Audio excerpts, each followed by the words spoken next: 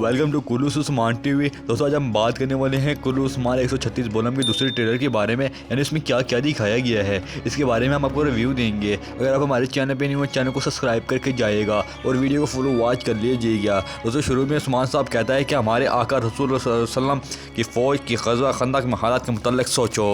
उसके बाद उस्मान साहब कहता है कि गोक तुर्क की 41 साल मेहनत के मुतल्लिक़ सोचो जिसने एक असीर रियासत को अपने कदम पर खड़ा किया। उसके बाद हमें देखने को मिलता है कि कनूर में मंगोलों को तितर बितर कर रहे होते हैं, यानी मार रहे होते हैं। उसके बाद हमें देखने को मिलता है कि यकूब बे कहता है कि फ़ौज की सरबराही मेरा बेटा महमद करेगा, यानी महमद सबसे आगे बढ़ेगा।